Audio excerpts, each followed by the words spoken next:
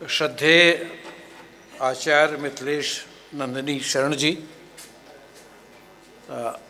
हमारे सम्मानीय माननीय कुलपति जी यद्यपि वो कुछ कारणों की वजह से जा चुके हैं, लेकिन उनको हम हाजिर नाजिर मानकर इस कार्यक्रम को आगे बढ़ा रहे हैं।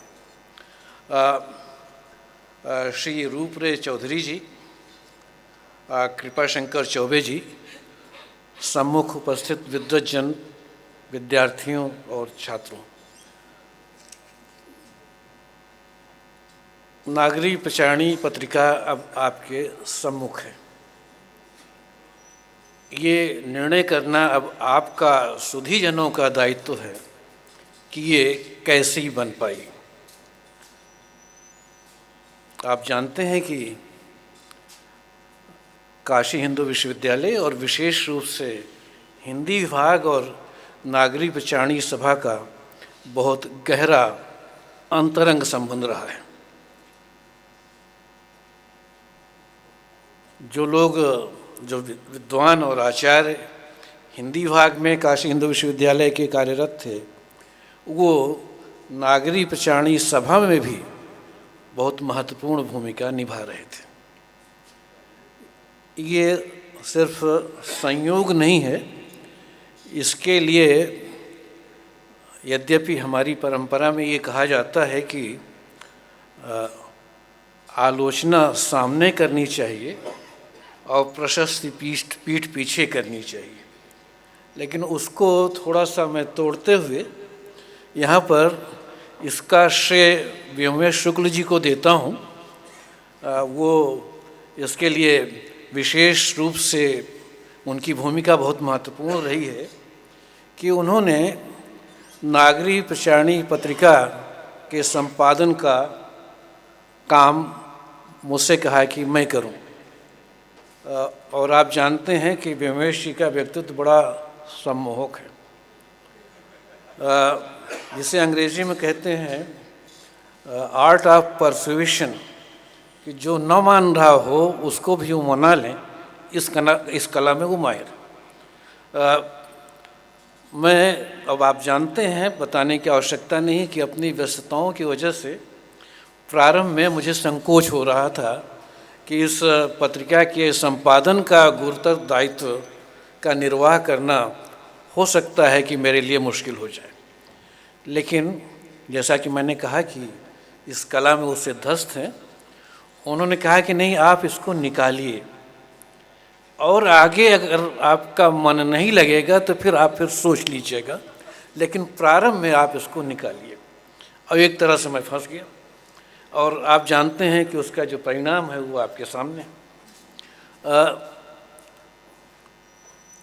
नागरी पचारणी सभा की इस पत्रिका को निकालने की चुनौती इस रूप में भी बड़ी ख़ास थी, और उससे आप सबकी तरह मैं भी परिचित था कि एक दौर था जब नागरी पचारणी सभा की इस पत्रिका की ख्याति समूचे हिंदी क्षेत्र में थी या उससे बाहर भी थी। कोई भी गंभीर और शोधपरक आलेख जो नागरी पचारणी सभा में छपता था, उसकी गूंज दूर दूर तक जाती थी।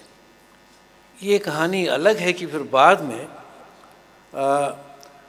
नागरी पचारणी सभा के इतिहास में और इस पत्रिका के इतिहास में कुछ गिरावट दर्ज की गई, और फिर एक समय ऐसा भी आया कि पत्रिका का प्रकाशन ही बंद हो गया। अब फिर इसका श्रेय व्योमेश जी को ही जाता है कि इस पत्रिका में और इस नागरी पचारणी संस्था में नए सिरे से जान फूंकने का काम उन्होंने किया है।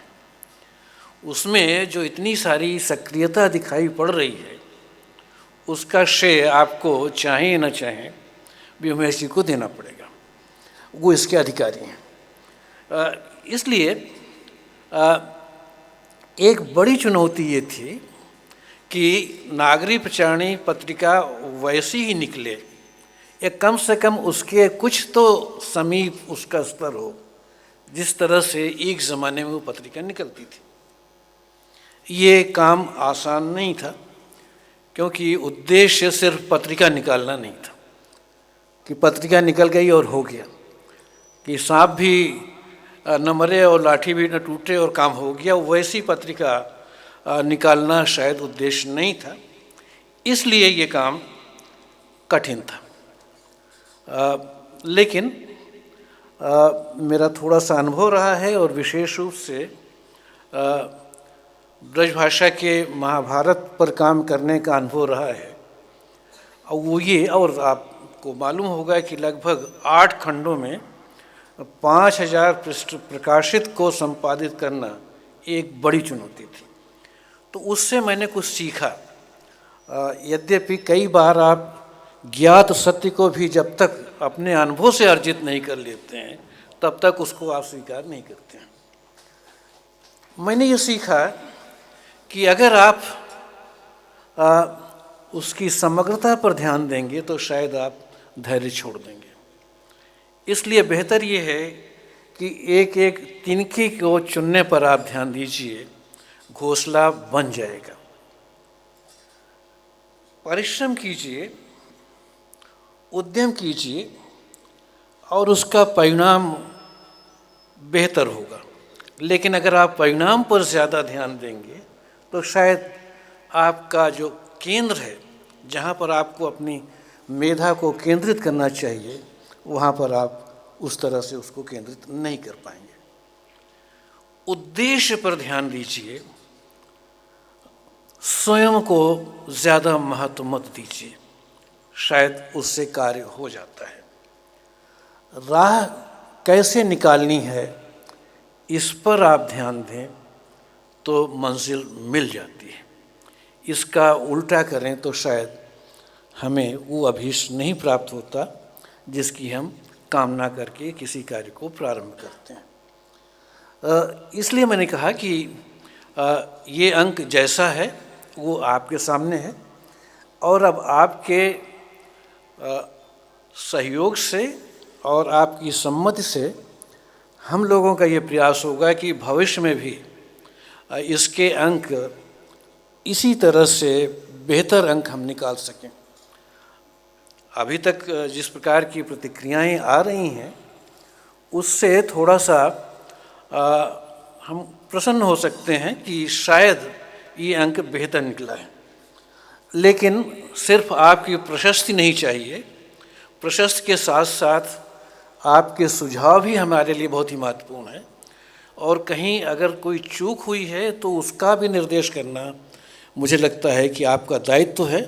उससे हमें इस पत्रिका के भावी अंकों को और बेहतर बनाने में मदद मिलेगी। तो आपकी प्रशस्ति और आपकी आलोचना दोनों का खुले दिल से स्वागत है। उस पर आप संकोच मत कीजिए, हमें अवश्य उससे अवगत कराइए। अंकों को बेहतर बनाने में उससे मदद मिलेगी। ये जब पत्रिका की जो परिकल्पना नए रूप में हुई तो उसमें कुछ चीज़ें बिल्कुल स्पष्ट थीं प्रारंभ से। पहली तो ये कि ये पत्रिका सिर्फ साहित्य की नहीं होगी, साहित्य के साथ साथ कलाओं को भी इसमें, दूसरी कलाओं को भी इसमें महत्वपूर्ण स्थान दिया जाएगा। और साहित्य और कलाओं के अतिरिक्त समाज से भी संबंधित महत्वपूर्ण लेख इसमें छापे जाएंगे। इस अंक को अगर आप देखिए तो मुझे लगता है, और उसमें जिस प्रकार के लेख छपे हैं उनको अगर आप देखेंगे तो मुझे लगता है कि इस काम को पूरा करने में हम लोग काफ़ी कुछ सफल रहे हैं। लेकिन सीमाएं वहाँ पर भी हो सकती हैं और उसमें भी आपके सुझावों से हमें मदद मिलेगी। दूसरी जो चीज़ थी वो ये थी कि गुणवत्ता में कोई समझौता नहीं किया जाएगा। सारे लेख बिल्कुल शोधपरक होंगे, संदर्भ और टिप्पणियों के साथ होंगे, और अगर उनमें गुणवत्ता नहीं है तो उनको हम नहीं छापेंगे, वो किसी के भी हों। इसीलिए आप देखिए कि इसमें हिंदी और हिंदीतर विद्वानों के जो वरिष्ठ और स्थापित विद्वान हैं उनके तो लेख हैं ही, साथ ही कुछ ऐसे युवा अध्येताओं के भी लेख हैं जिनसे संभवतः आप पहली बार रूबरू हो रहे होंगे। वो युवा हैं लेकिन उनके लेख किसी से भी कमतर नहीं है।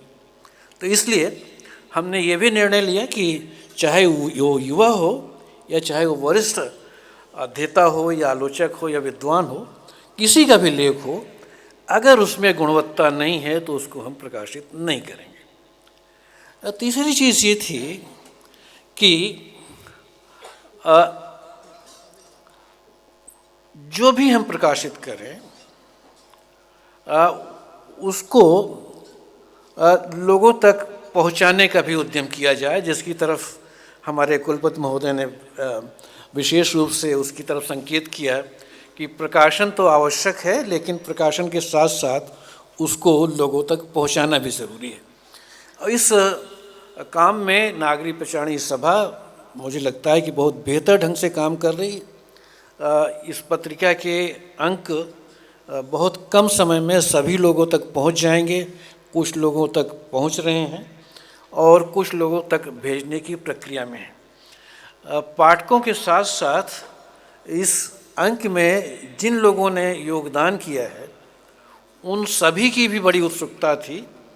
ये अंक थोड़ा सा विलंबित है, विलंब से प्रकाशित हुआ, इसलिए जो भी लेखक थे जिन्होंने इसमें योगदान दिया था वो भी व्याकुल हैं और वो प्रतीक्षा कर रहे हैं, और उन तक भी हम अपने ये सारे लेख पहुंचाने का कम समय में यत्न कर रहे हैं। बहुत सारी बातें हैं, लेकिन मैं जानता हूं कि और भी कार्यक्रम है। इसके बाद दूसरा एक सत्र है और उसके साथ साथ और भी कुछ लोगों को बोलना है, तो विस्तार से हाँ एक चीज़ ज़रूर मैं उल्लेख कर दूं, वो ये कि संपादन में इस पत्रिका में जो कुछ भी छपा है वो मेरे निर्णय से छपा है। अगर उसमें कोई कमी है तो उस कमी का दायित्व तो उसकी जिम्मेदारी मेरी है। और ये भी जोड़ दूं कि जो भी छपा है उसमें उसके निर्णय में बीएमएस शुक्ल की कोई भूमिका नहीं। पूरी आज़ादी दी उन्होंने कि आप जो चाहें वो छापे, मेरी तरफ से कोई हस्तक्षेप नहीं होगा, उसका उन्होंने निर्वाह किया। तो बहुत बहुत धन्यवाद। आगे पर विस्तार में चर्चा करेंगे।